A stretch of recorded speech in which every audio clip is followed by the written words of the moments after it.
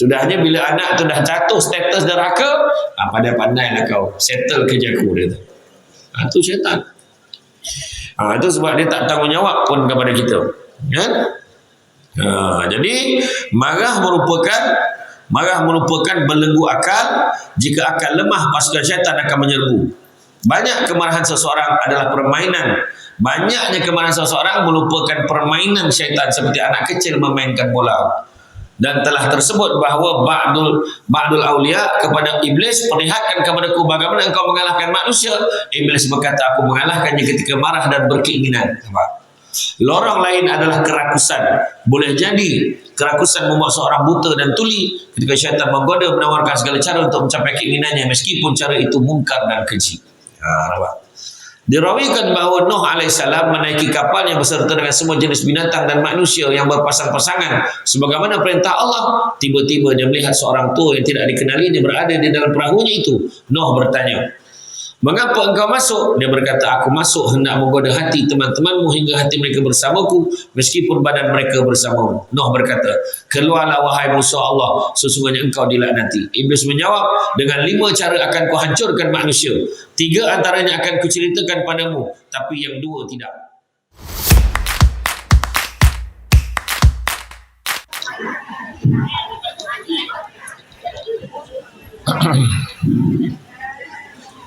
A'udzubillahi minasyaitonirrajim. Bismillahirrahmanirrahim. Assalamualaikum warahmatullahi wabarakatuh. Alhamdulillahillazi arsala rasulahu bil huda wa dinil haqq liyuzhirahu ala dini kullihi walau karihal kafirun walau karihal musyrikun walau karihal muslimun. Subhanaka la ilma lana illa ma 'allamtana innaka antal alimul hakim. Rabbi shrah li sadri wa yassir li amri wa hlul 'uqdatam min lisani yafqahu qawli. Alhamdulillah, syukur kepada Allah Subhanahu wa taala, segala puji bagi Allah, Tuhan sekalian alam, salam dan salam ke atas junjungan besar Nabi Muhammad sallallahu alaihi wasallam. Alhamdulillah, syukur pagi ini sekali lagi dapat kita bersama-sama untuk menyambung kuliah kita dalam kitab Muka Syafatul Qulub, penenang jiwa daripada Imam Al-Ghazali. Hari ini kita sambung bab 16, memusuhi syaitan. Sebelum ni kita dah tahu dah godaan syaitan, kita dah belajar dah pasal syaitan dan iblis kan. Kita belajar pasal jin. Yang ini memusuhi syaitan. Okey. Wajib orang mukmin menyintai ulama dan orang-orang saleh, mengikuti nasihat mereka, menjauhi amal buruk dan menjadikan syaitan sebagai musuh. Allah SWT berfirman, sesungguhnya syaitan bagimu adalah musuh, maka jadikanlah dia sebagai musuh. Surah Al-Fatir ayat yang ke-6. Mana mesti jadikan dia sebagai musuh. Dia bila sebut mesti jadikan sebagai musuh tu bukan hanya sekadar kita faham je dia tu musuh, tapi maknanya memeranginya. Jangan kita terpedaya dengan tipu daya apa yang disukai oleh syaitan tu, jangan pula kita buat. Musuhilah dia dengan taat kepada Allah. Jangan mentaatinya dengan berbuat maksiat. Takutlah darinya dalam segala keadaan, perilaku dan akidahmu. Apabila berbuat sesuatu, telitilah barangkali ada sedikit riak. Mohonlah perlindungan darinya kepada Tuhanmu. Tengok perilaku dan akidah kita kena jaga. Kan? Sebab bila berbuat sesuatu, teliti barangkali. Kadang-kadang kita buat satu benda tu benda baik dah, ada pula riak. Itu semua yang ganggu tu. Kan? Itu yang kita tak nak. Ingat saya kata satu kata-kata yang disebut, kekayaan yang paling besar adalah akal. Kemiskinan yang paling besar adalah bodoh, katanya. Keburukan yang paling buruk adalah terpesona pada diri sendiri, dan semulia-mulia perbuatan adalah akhlak yang baik. Saya ulang balik. Mana tahu nak salin kan? Kekayaan yang paling besar adalah akal. Kemiskinan yang paling besar adalah bodoh. Keburukan yang paling buruk adalah terpesona pada diri sendiri. Dan semulia-mulia perbuatan adalah akhlak yang baik. Laju juga ke? Ulang sekali. Okey, sekali lagi. Kekayaan yang paling besar adalah akal. Kemiskinan yang paling besar adalah bodoh. Keburukan yang paling buruk adalah terpesona pada diri sendiri. Itu sebab bila orang tu dia rasa syok sendiri, dia rasa dia handsome, dia rasa dia lawa, dia rasa dia elok, dia rasa dia baik. Itulah keburukan yang paling buruk. Dan yang terakhir sekali, semulia-mulia perbuatan adalah akhlak yang baik. Itu kan dia jadi riak, dia tak sedar. Kadang-kadang bila dia rasa dia elok, dia rasa dia baik, itu jadi tak elok. Ya. Kemudian Abdullah bin Mas'ud radhiyallahu anhu berkata, Rasulullah SAW menggariskan untuk kami satu garis lalu bersabda, ini jalan Allah. Kemudian menggariskan beberapa garis di kanan kirinya lalu bersabda, ini beberapa jalan syaitan di mana syaitan menyeru kepadanya. Kemudian Rasulullah SAW membaca ayat, sesungguhnya ini jalanku yang lurus, ikutilah ia, dan jangan ikuti jalan-jalan syaitan, nanti bercerai-berai kamu dari jalannya. Nabi dah buat satu jalan yang lurus, kemudian dibuat di garisan, mungkin terpecah. Itulah yang diikuti oleh kadang ramai orang. Kemudian bila dia ikut jalan tu, dia lagi terpisah. Dan dia mempertahankan pula benda tu sebagai benda yang betul, benda yang baik pada dia.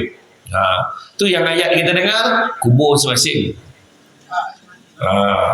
Ada satu ayat lagi, aku tak kacau hal kau, kau jangan kacau hal aku. Sedangkan dalam Islam, apa yang terjadi pada saudara kita ni, kita kena ambil berat. Kita kena menegur, kan? Rasulullah SAW menerangkan kepada kami banyaknya jalan syaitan.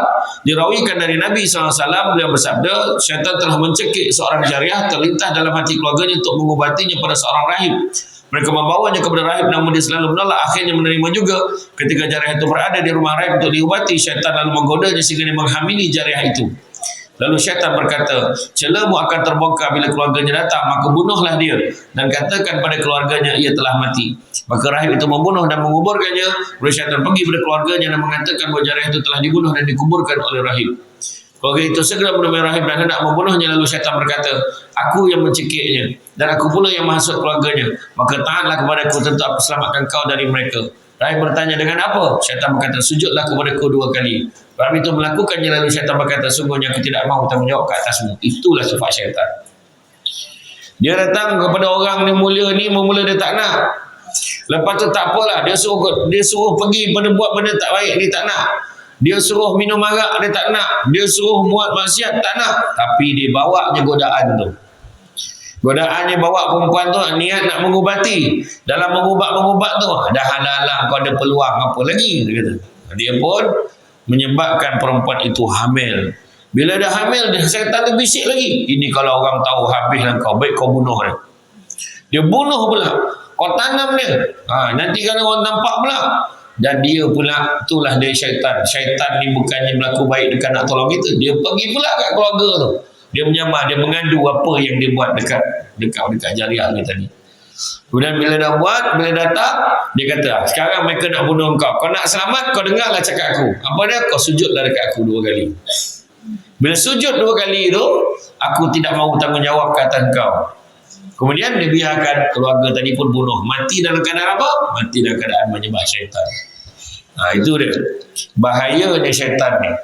Tak ada mana dia nak buat baik untuk kita tu. Dia hanya sekadar menipu kita sahaja. Ya. Demikianlah disebutkan oleh Allah Subhanahu Wa Taala, seperti syaitan kita berkata pada manusia, kafirlah. Seperti dia kafir, syaitan berkata, sungguhnya aku bebas dari engkau. Surah Al-Hasyr ayat yang ke-16. Bila dia nak berjaya menyesatkan kita, dia lepaskan kita. Pandai-pandailah kau. Macam tu.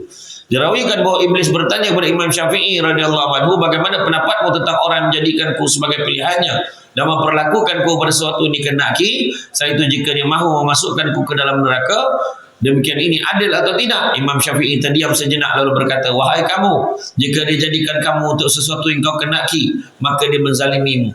Tapi jika dijadikan kamu untuk satu yang dikenaki, maka jangan tanyakan perbuatannya, dia makin rosak. Lalu Iblis berkata, demi Allah wahai Syafi'i, aku telah menjerumuskan dengan pertanyaanku ini 70,000 abid hingga mereka keluar dari buku ibadah. Itu memang kerja dia daripada dulu sampai ke sudah. Kalau kita tengok pada tajuk hari itu, kan ada satu bab tu yang mana Nabi dia jumpa dengan Nabi Musa, kan. Dia kata, kau mintalah, beritahulah Allah Ta'ala ampunkan dosa aku ni. Dia tolonglah sampaikan, betul kau nak minta ampun ni, aku boleh cakap. Maka Nabi Musa pun sampaikan kepada Allah Ta'ala. Bila sampai pada Allah Ta'ala, dia kata, mari ikut aku, dia kata. Dia cakap dengan syaitan, ikut aku. Ke mana? Ikut je lah. Ikut sampailah kepada kubur pusara Nabi Adam AS. Sekarang kau sujud dekat kubur ni. Tak mahu dah. Kan? Dia sombong dah tu. Daripada dulu tu. Dia ingat mungkin ada cara lain. Allah boleh maafkan dia. Ni syaitan. Ya. Kemudian, ketahuilah hati ibarat gedung pertahanan dan syaitan itu musuh yang nak menyusup ke dalamnya hingga menguasai dan memerintah. Tidak mampu menjaga pertahanan dari musuh kecuali dengan menjaga pintu gedung dan celah-celahnya. Tapi juga tak mampu menjaganya kecuali harus mengetahuinya. Maka menjaga hati dari godaan syaitan adalah wajib fardu ain. Dan saranan untuk melakukan wajib adalah wajib pula. Jika tidak mampu menolak syaitan kecuali mengetahui lorong-lorongnya, maka mengetahui lorong-lorong itu menjadi wajib. Sedangkan lorong dan pintu-pintunya sebagai sifat hamba adalah banyak. Antara lain adalah marah dan syahwat. Tengok, hati kita ni pertahanan ni, tapi dia punya lubang-lubang celah syaitan yang masuk ni apa? Marah, syahwat itu antara lubang-lubang celah-celah yang syaitan boleh masuk nak goda kita. Bila kita keinginan satu perkara tu, contohlah nak sangat, kadang-kadang tengok anak-anak muda kadang-kadang dia nak sangat beli satu benda yang mahal, dia nak beli telefon. Keinginan dia tu, syahwat dia tu, dia nak. Lepas tu bila mak dia kata tak boleh, buat apa, tak ada gunanya apa semua, datang kan marah pula. Bila dah marah tu syaitan pun ajar dia macam-macam. Kau curi je duit mak kau tu. Kan? Lepas tu bila mak tu marah, kau lawan balik mak kau, biar mak kau tahu apa sebab kau curi. Melawan pula lagi. Semua dia ajar kat syaitan. Sudahnya bila anak tu dah jatuh status derhaka, pandai-pandai lah kau settle kerja aku, dia tu. Tu syaitan. Itu sebab dia tak tanggungjawab pun kepada kita. Kan? Jadi marah merupakan belenggu akal. Jika akal lemah, pasukan syaitan akan menyerbu.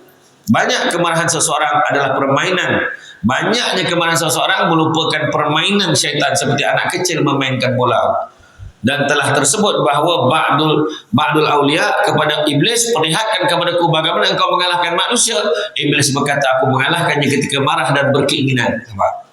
Lorong lain adalah kerakusan. Boleh jadi kerakusan membuat seorang buta dan tuli ketika syaitan menggoda menawarkan segala cara untuk mencapai keinginannya, meskipun cara itu mungkar dan keji.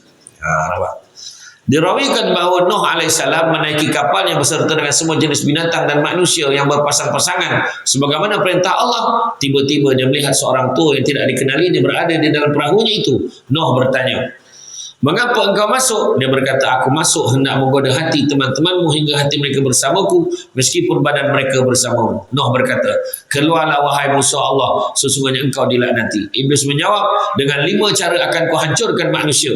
3 antaranya akan kuceritakan padamu, tapi yang 2 tidak. Kemudian Allah memberi wahyu kepada Nuh bahawa yang tidak itu kau tidak memerlukannya. Mintalah agar dia menceritakan yang 2 sahaja. Kemudian Nuh berkata, apa yang 2 itu? Iblis menjawab, keduanya itu tidak mendustakan dan tidak mengingkariku. Dengan keduanya ku hancurkan manusia, iaitu rakus telah menyebabkan Adam terkeluar dari syurga, maka aku menggodanya dengan kerakusan. Lorong lain lagi adalah kenyang makan meskipun halal. Tengok, benda halal tapi kalau makan sampai kenyang, itu juga merupakan jalan untuk syaitan. Nampak tu? Lorong lain adalah kenyang makan walau meskipun halal, sebab kenyang akan menguatkan syahwat sebagai pedang syaitan.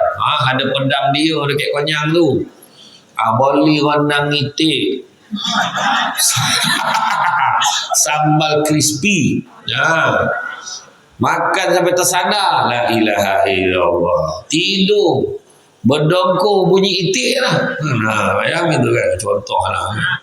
Konyang betul kan? Jangan. Itu sebabnya Nabi ajar kita makan sebelum lapar, berhenti sebelum kenyang. Biasanya orang-orang lama boleh buat. Dia makan sikit-sikit je, dah rasa-rasa je, lepas tu kan dia makan lagi. Orang kan makan lagi kan, macam tu. Nak makan banyak pun dah tak terdaya. Kan lidah pun dah tak macam dulu. Pedas sikit pun rasa pedas sangat dah. Lidah dah lama pakai. Macam tu. Kan, iya, bukan lidah, semua anggota badan tu dah banyak pakai dah. Itu yang baru-baru ni siapa yang nak pergi umrah tu sekarang ni kan kena buat scan jari sekarang. Dah tak boleh baca, licin jap jari tu. Kan, masa muda-muda dulu banyak ambil upah basuh kain rumah orang, basuh pinggan rumah orang. Kan?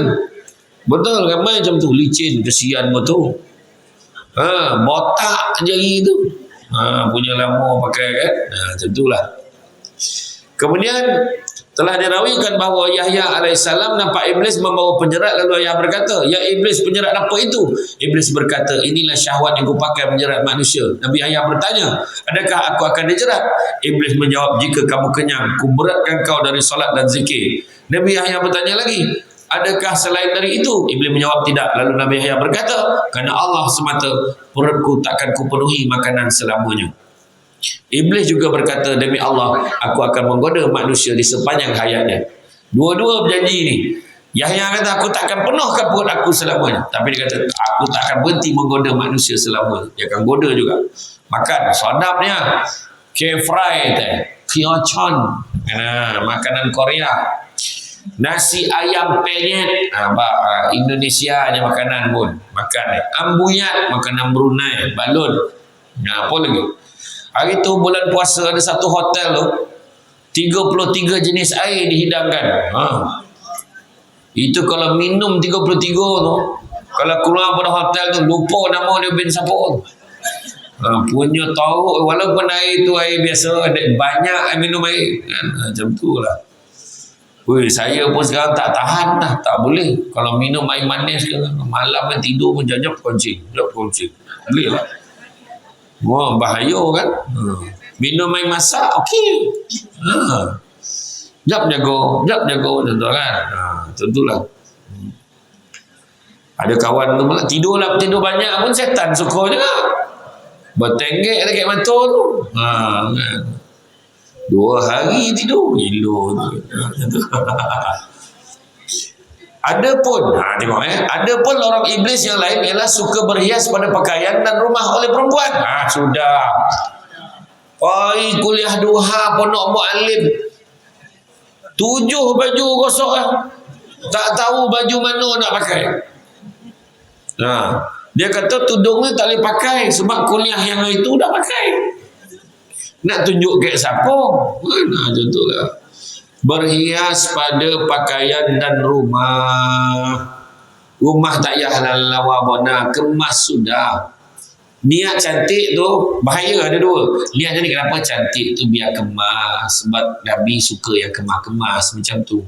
Bukannya aku buat lawa biar jiran tu buntang tengok rumah aku. Bukan macam tu. Nanti baru orang tahu rumah yang paling grand sekali rumah siapa. Bukan macam tu. Ya. Nampak tak? Syaitan selalu menghasut orang untuk itu hingga dia kerugian umurnya dan takkan sedar sampai mati bahawa dia di jalan syaitan dan mengikuti hawa nafsu yang berakibat buruk. Walauzubillah. Rumah tu tak habis-habis dia renovate. Kau jap depan, jap belakang, tiba-tiba dah buat belakang tu dah bosar lah dapur daripada ruang tamu. Tak boleh jadi ni bosar lah ruang tamu. Lepas tu buat lah tapi buat garaj depan, buat pun nak drive thru. Tak payah lagi dah masuk dalam rumah, kek tingkap tu yang minum. Contoh lah, punya tahu kan. Tak ada lah kan. Janganlah sampai macam tu. Tak sedar tiba-tiba dah rumah memang makin besar, orang makin tak ada. Kita pun takkan terus-terusan duduk dalam rumah itu. Tak payahlah beria sangat kan. Baju tampah sepapan kayak nilai 3 tu buat balik kain. Bila dah siap, baju lagi lawa daripada orang. Macam mana tu? Kan? Iya, tak cakap orang sini dah, orang sini lawa daripada baju tu. Baju pun lawa daripada orang. Tu belum cerita lagi, pilih. Pakailah lawa, siap fashion buat senia, tapi senia pula ada jalur sikit. Sampai rumah orang sebiji macam langsir kawan. Dia tak puas. Sekarang bukan kira kan. Orang tu pula buat langsir pakai kain baju pula. Melampau tu orang. Tak apalah duduk luar je. Tak nak dia masuk dalam dah. Mana? Minum kat luar boleh. Takut orang perasan. Sama dengan langsir orang. Macam-macam tuan-tuan. Jadi Sedangkan tamak juga merupakan orang iblis. Safwan bin Salim telah meriwayatkan bahawa iblis menjelma sebagai Abdullah bin Hanzalah. Safwan menegurnya, "Hai Ibnu Hanzalah, peliharalah apa yang kuajarkan padamu." Ibnu Hanzalah menjawab, "Aku tidak memerlukannya." Safwan berkata, "Ya Hanzalah, fikirlah. Jika baik, ambillah. Jika tidak, buang saja. Janganlah kamu minta selain daripada Allah. Lihatlah bagaimana ketika engkau marah. Sesungguhnya aku memilikimu ketika engkau marah." Demikian pula lah sifat tergesa-gesa. Nampak tadi? Marah pun merupakan sifat yang merupakan lorong kepada syaitan untuk masuk ke dalam hati kita. Demikian pula sifat tergesa-gesa juga termasuk lorong syaitan. Rasulullah SAW bersabda, tergesa-gesa itu dari syaitan dan berhati-hati itu dari Allah. Ketika tergesa-gesa, syaitan meniupkan kejahatannya kepada seseorang sekiranya dia tidak tahu. Dirawikan bahawa ketika Isa bin Maryam AS lahir, syaitan datang kepada iblis lalu berkata, "Arca-arca telah terjungkir kepalanya."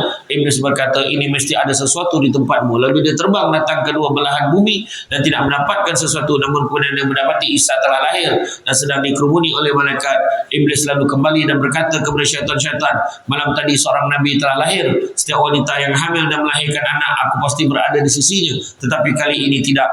Hentikan menyembah akan berhala mulai malam ini dan datangilah Bani Adam bersama-sama dengan tergesa-gesa." Maknanya sifat syaitan tu tergesa-gesa, terkejar-kejar. Itu sebab kita sebenarnya tak ada yang suka dah. Siapa yang suka terkejar-kejar? Tak ada.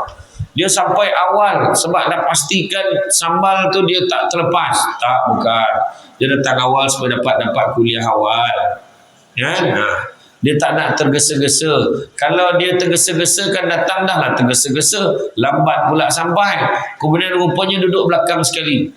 Dah lah apa, jauh belakang tu dengan depan. Dia macam ni mata tengok. Tengok Samsul Debat bahasa tungau.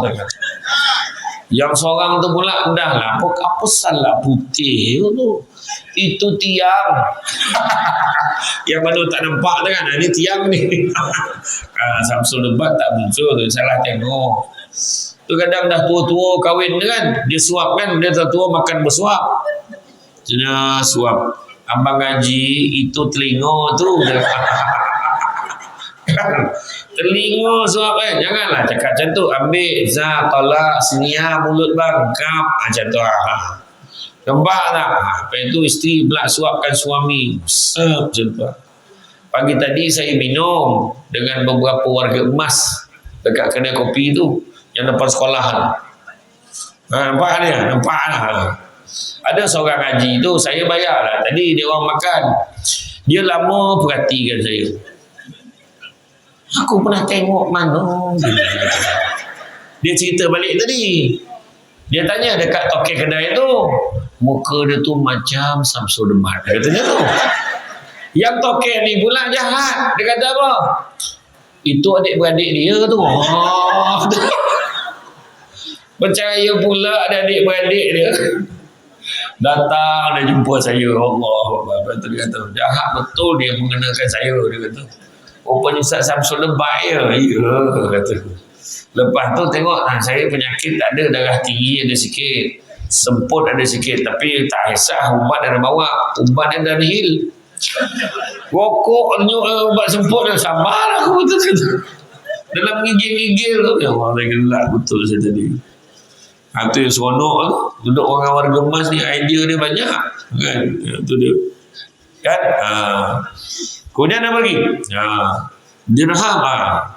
Dirham, dinar, ternakan, kebun dan segala rupa harta adalah lorong-lorong syaitan pula. Sabit Al-Banani berkata ketika Rasulullah SAW diutus, iblis berkata kepada syaitan-syaitan, lihatlah ada kejadian baru. Segera mereka pergi hingga letih lalu datang kepada iblis. Saya berkata, kami tidak tahu. Iblis berkata, iblis ni ketua ni kepada syaitan-syaitan ni. Kopi tengok. Ya. Iblis berkata, aku datang dengan kalian dengan baik. Iblis pergi lalu datang lagi lalu berkata, Allah telah mengutus Muhammad SAW. Sabit berkata, iblis mengutus syaitan-syaitan datang kepada sahabat-sahabat Nabi SAW.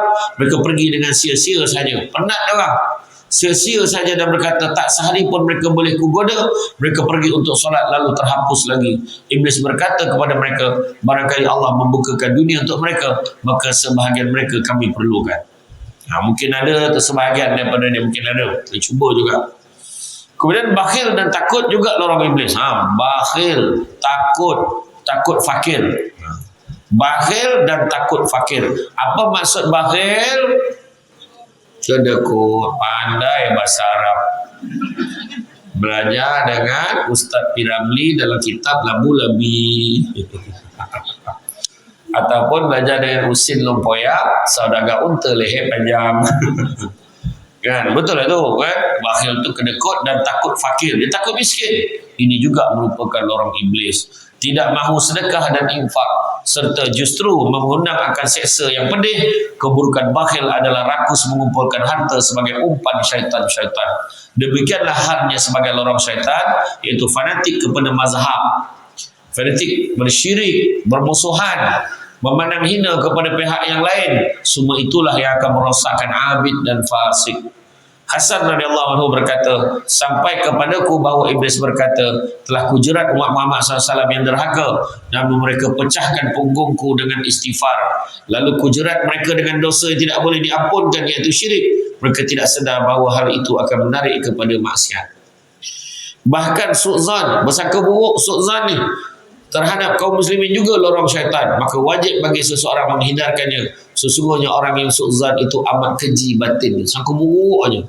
Ini Samsul Debat datang ni, tahu dah mesti tak bawa pitik dia. Jangan sangka buruk. Bukan hari-hari tak bawa, ada time bawa. Contoh, ada yang kata ini dia ni datang ni mesti dia ni nak makan ni. Contoh dia cakap, ada ni memang ni kalau dia naik kereta aku ni memang takkan ada bayar duit minyak ni. Contoh lah kan. Ini tak ada je sangka buruk kita. Ini mesti dia tak suka dengan dia ni. Jangan macam tu. Ini mesti ada masalah rumah tangga ni. Kita gemar mengesyaki sangka-sangka yang tidak baik. Sedangkan kita beri doa yang baik-baik. 3 perkara nak mengundang rezeki. 3 cara nak undang rezeki. Pertama, memaafkan. Memaafkan. Kalau tak maaf, dendam tu akan menyebabkan hati kita jadi kotor. Sesungguhnya hati-hati orang yang kotor dan berkeladak ni, rezeki susah nak sampai pada dia. Satu. Yang kedua apa? Yang keduanya sedekah. Nak jemput rezeki kena banyak sedekah. Modal kena keluar. Tapi sedekah tak semestinya duit. Ada satu lagi sedekah yang juga boleh mengundang rezeki. Apa dia? Setiap hari angkat tangan, doakan orang lain. Itu pun satu bentuk sedekah.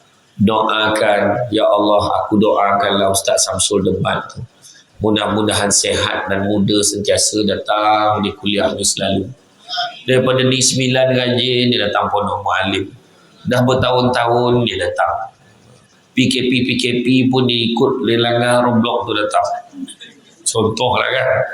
Doakan yang baik-baik. Dan doakan kawan-kawan kita. Ya Allah, dia ni selalu belanja aku makan. Ya Allah, bagilah kesihatan pada dia. Ya Allah, macam tu.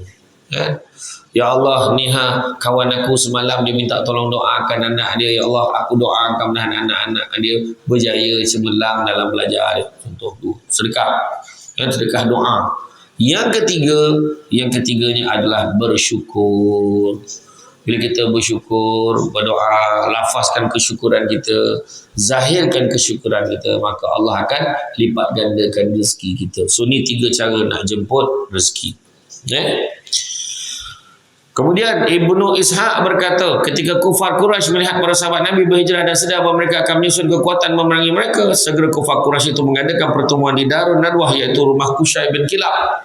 Orang Quraisy selalu memutuskan perkara di situ. Tidak pernah ada suku lain masuk ke situ semenjak 40 tahun. Dalam pertemuan itu datang iblis yang menyerupai seorang orang tua Najd. Dia berdiri di pintu, nampak seperti seorang yang agung memakai pakaian kebesaran dari sutra. Mereka bertanya, dari mana kamu? Dia berkata, dari Najd. Datang untuk mendengar pendapatmu. Barangkali aku boleh menyumbangkan fikiran. Mereka berkata, silakan masuk. Dia masuk dan dia bercakap tentang Nabi SAW. Mereka berjumlah 100 orang. Ada yang mengatakan 15 orang. Abul Bahiri yang terbunuh kafir di peperangan Badar berkata, kurung saja di dalam penjara. Orang Najd itu berkata, itu tidak baik. Jika kalian memenjarakannya, tentu teman-teman dia akan membebaskannya. Aswad bin Rabi'ah bin Amr al-Amiri berpendapat halau dia dari negeri ini dan biarkan dia bersendirian. Orang Najd itu membantah, itu pun tidak bijaksana. Jika kalian mengusirnya, tentu akan banyak pula pengikutnya, sebab dia pandai berbicara dengan manis. Kemudian Abu Jahal berpendapat sebaiknya setiap kabilah mengirimkan pemudanya yang terkuat. Kita beri mereka pedang yang tajam dan suruh mereka membunuh Muhammad. Tentu Bani Abdul Manaf tidak berani melawan kita. Orang Najd itu berkata, itulah pendapat yang tepat. Mereka pun bersurai dengan membawa keputusan itu. Kemudian Jibril datang dan berkata kepada Muhammad SAW, malam ini jangan engkau tidur di tempat biasa. Ketika malam tiba, Nabi memerintahkan Ali agar tidur di tempat baginda dan memakai selimut baginda. Maka Ali ialah orang pertama yang mengorbankan dirinya di jalan Allah menjaga Rasulullah SAW. Dan hal ini Ali radhiyallahu anhu bersyair, kukorbankan diriku menjaga manusia terbaik dari tipu muslihat mereka yang jahat. Di gua amanlah Rasulullah, terjaga dalam penjagaan Allah. Rupanya mereka tak inginkan jiwaku yang telah kukorbankan. Kemudian Rasulullah SAW keluar. Rupanya Allah membuat mereka buta hingga tidak melihat baginda. Rasulullah SAW menaburkan debu kepada mereka sambil berkata, Yasin fa'ushainahum fahum la yubsirun. Justru itu ada seorang yang mendatangi mereka bertanya, kalian menunggu siapa di sini? Mereka menjawab, Muhammad. Orang itu menerangkan, Muhammad telah keluar dan menaburkan debu ke atas kepala kalian. Apakah kalian tidak melihat? Lalu mereka letakkan tangan mereka di atas kepala dan memang benar di atas kepala mereka ada debu. Segera mereka bersihkan dan mereka melihat Ali di atas katil Nabi dan mengenakan selimut baginda. Mereka mengatakan Muhammad sedang tidur berselimut. Demikian keyakinan mereka sampai pagi.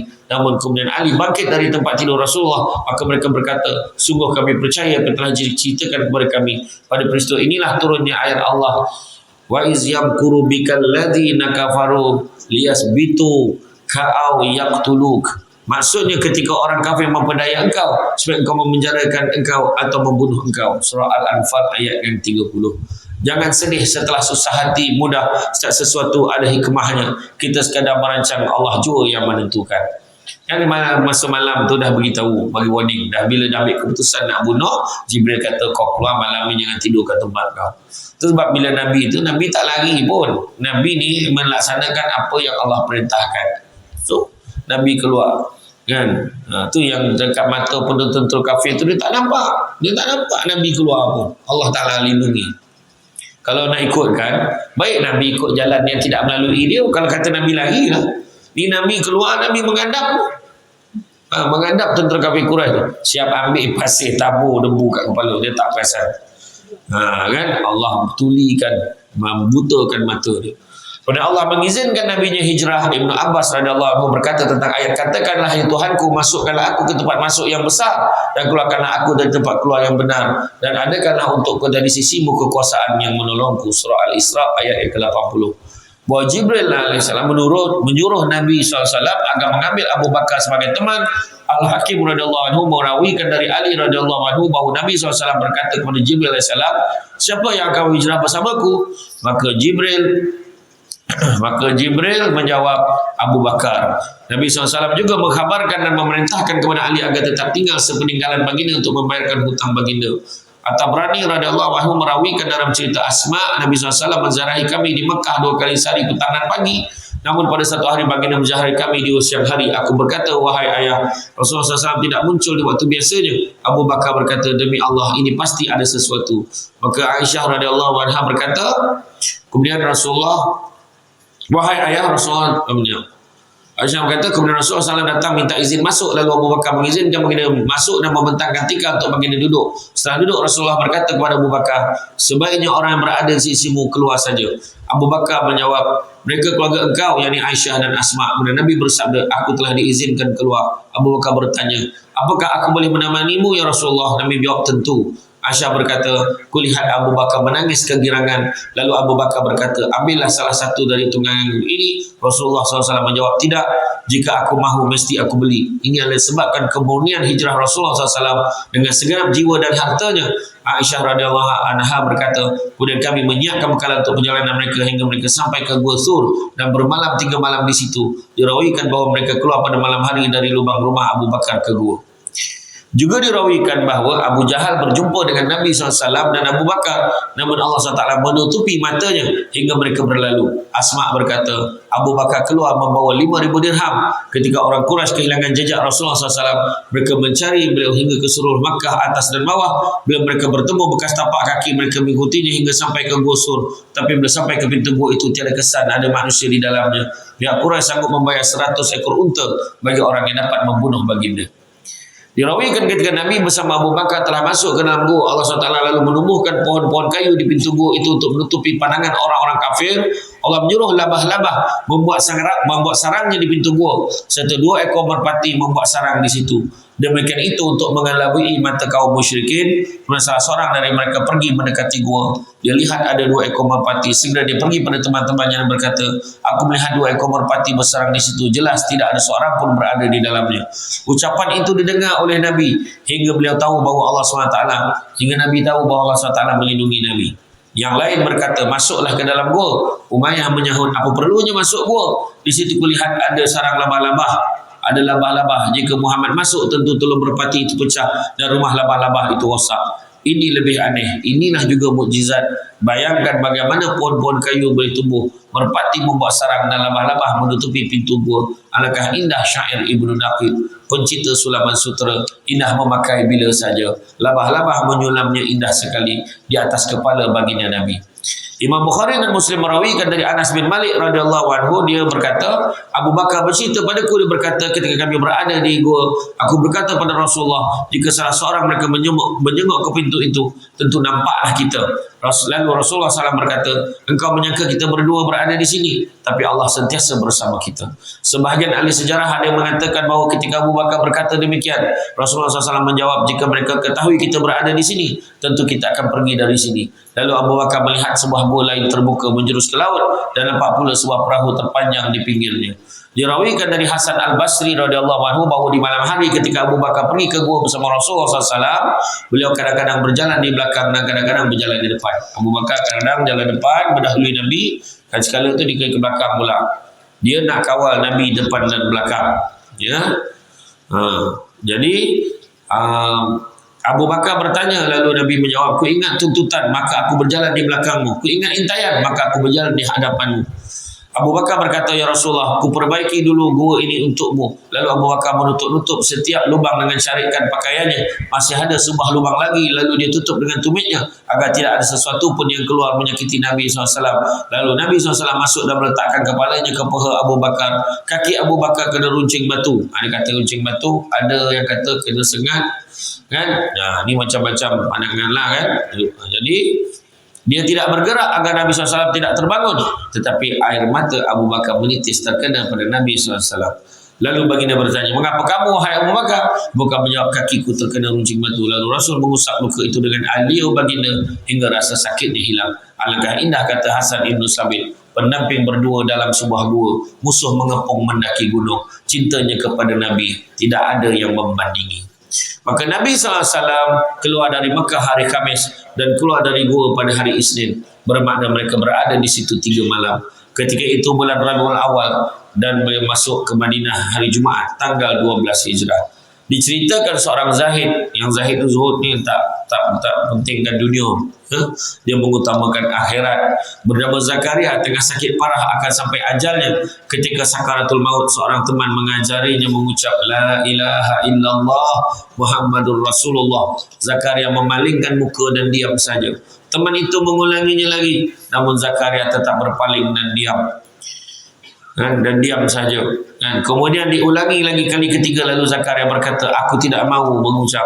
Temannya merasa hairan. Tidak lama kemudian Zakaria membuka kedua matanya dan bertanya, apakah kalian mengatakan sesuatu kepadaku? Mereka menjawab, benar, kami menyuruh kamu membaca syahadah 3 kali. Yang 2 kau hanya berpaling, dan ketiga kau kata kau tidak mahu mengucapkannya. Lalu Zakaria menjelaskan, iblis datang membawa segelas air diberikan kepadaku. Aku berkata, ya. Lalu berkata, katakan Isa anak Allah. Aku berpaling darinya. Lalu iblis datang lagi dari arah kakiku dan mengatakan hal itu lagi. Maka aku berpaling lagi, dan yang ketiga dia berkata demikian juga. Maka aku berkata, aku tidak mahu. Lalu iblis membuang gelas itu ke tanah dan lari. Jadi aku menolak iblis, bukan menolak kamu. Dan aku bersaksi bahawa tiada Tuhan selain Allah SWT. Dan aku saksi bahawa Nabi Muhammad itu utusan Allah. Maknanya kadang-kadang orang tu mengeleng-geleng tu bukan apa kita cakap, tapi waktu tu syaitan memang tengah pesat mengganggu orang yang nak mengembuskan nafas yang terakhir. Itu sebab hari-hari kita doa, Imam doa, Allahumma khtim alaina bihusnil khatimah wala taqtim alaina bisu'il khatimah. Kita minta tu kan, minta benar-benar lah memang betul masuk tu syaitan nak bagi air, kita haus sangat nak ambil air ni, satu syarat kau sembah aku. Tu syaitan bagi tahu. Itu sebab kita kena banyak beringat masa kita hidup ni. Besok dah tak terdaya, kita dah huzur, nampak macam-macam. Masa itulah pertimbangan berdasarkan amalan kita ketika kita tengah sihat. Ya. Dirawikan dari Umar bin Abdul Aziz radhiyallahu anhu, dia berkata, sebahagian mereka meminta Tuhannya agar diberitahu tempat syaitan di hati manusia. Lalu dia melihat dalam mimpi bahagian dalam jasad seorang lelaki. Dia melihat syaitan dalam bentuk katak duduk di atas bahu kirinya. Dari situlah syaitan memasukkan belalainya ke dalam hati. Lelaki tersebut serta mengusik hatinya. Manakala lelaki itu berzikir, maka mengecillah belalai itu. Ya Allah, janganlah engkau kuasakan syaitan menguasai manusia dan menghasut kami. Tolonglah kami untuk berzikir dan bersyukur kepadamu demi keagungan dan kemuliaan Nabi Muhammad sallallahu alaihi wasallam. Itulah dia. Banyak kan kita tahu ni lorongnya. Marah. Kan? Marah. Lepas itu apa tadi? Berhias. Keinginan syahwat. Apa tadi? Kalau marah betul-betul tu senang betul syaitan datang. Ingat tak kisah yang saya bawa dulu? Yang ketika Nabi pergi menziarahi Sayyidina Abu Bakar. Dia pergi ziarah, tengah berbual, datang seorang Arab Badui. Dia makinya Sayyidina Abu Bakar. Sayyidina Abu Bakar masa tu bangun, pandang Arab Badui tu. Senyap Arab Badui. Bila senyap, dia duduk sambung berbual dengan Nabi. Nabi senyum. Kemudian kali kedua, Arab Badui tu masuk second round. Dia kutuk lagi Sayyidina Abu Bakar. Macam-macam dia maki ni. Sekali lagi Sayyidina Abu Bakar bangun, pandang dia. Senyap dia. Bila senyap, dia sambung berbual dengan Nabi. Sekali lagi Nabi senyum. Tapi bila masuk kali ketiga, dia maki sekali lagi Sayyidina Abu Bakar. Kali ini Sayyidina Abu Bakar tak tahan. Dibalasnya balik cacian dan makian Arab Badui itu tadi. Habis segala binatang itu, daripada kambing sampai ke unta, semua disebutkan. Bila dia sebut tu, Nabi bangun, Nabi tinggalkan Sayyidina Abu Bakar tanpa memberikan salam. Maka sedarlah Sayyidina Abu Bakar, kalau Nabi bangun tak bagi salam, makna marah sangat tu. Bayangkan tahap Nabi marah sangat tu macam tu. Kita kalau nampak orang yang pernah mu'alim dia seorang tu bangun pergi belakang, mungkin kita toilet lah, tak ada marah tu lah. Tapi ni Nabi ni marah Nabi macam tu. Jadi Sayyidina Abu Bakar kejar Nabi. Wahai Muhammad, kau seterangkanlah kepada aku, wahai Rasulullah, apakah kesalahan aku? Janganlah kau biarkan aku keliru. Maka Nabi pun beritahu, sesungguhnya apabila engkau tadi diajar, diuji dengan hasutan dan kejian daripada Arab Badui itu tadi, engkau tak mempedulikannya, engkau terus berbual dengan aku tersenyum. Kenapa? Kerana aku nampak sebanyak-banyaknya malaikat mengelilingi kamu dan mendoakan kesejahteraan kamu. Kemudian bila kali kedua dia hasut kamu lagi, dia kutuk kamu lagi, dia keji kamu lagi, kamu bangun dan kamu terus bersabar. Pada ketika itu aku tersenyum kerana kamu sambung berbual dengan aku tersenyum kerana aku melihat bertambah-tambah jumlah malaikat yang datang mengelilingi kamu dan mendoakan kesejahteraan kamu. Tapi apabila kali ketiga kamu bangun, kamu balas balik cacian dan kejian orang itu, maka pada ketika itu aku lihat malaikat ini melaknati kamu dan tempatnya digantikan oleh syaitan-syaitan dan iblis yang mengelilingi kamu dan menghasut kamu supaya teruskan mengutuk dan juga mengeji orang itu. Maka dengan itulah aku tinggalkan kamu tanpa memberikan salam. Jadi kita tengok marah satu tu, sebab orang marah sampai kadang boleh bunuh, dia boleh tikam orang tu. Kemudian bila dia masuk penjara tu, dia menyesal, kenapalah aku sampai tikam. Seolah-olah masa dia buat tu dia tak sedar. Sebab apa? Tu sebab bila marah tu kena sabar. Tu sebabnya orang lelaki kalau marah dengan isteri, jangan marah tahu, sabar. Bangun, masuk dalam bilik air. Kalau kita marah dalam keadaan berdiri, bawa duduk. Duduk tak mahu juga kata, bawa baring. Bawa baring tak selesai, masuk dalam bilik air, ambil wuduk. Ambil wuduk tak selesai, mandi. Mandi pun tak selesai, tinggalkanlah tempat yang menyebabkan kita marah. Tinggal sementara, jangan lepas 10 tahun pun balik. Keluar sekejap, itu betul. Sebab kita tahu dah pintu tadi, lorong-lorong yang syaitan boleh masuk, antaranya pintu amarah dan pintu nafsu syahwat tadi. Jadi tuan-tuan dan puan sekalian, saya cukuplah sekadar itu. Lepas ni nanti pada bulan depan kita akan sambung bab 17. Doakan saya ya, insya-Allah 18 hari bulan ni saya akan berangkat ke tanah suci. Amin.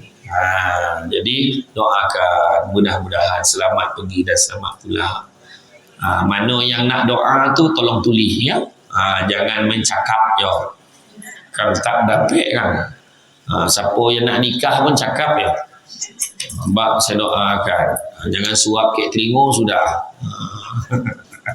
Ya. Jadi tuan-tuan dan puan-puan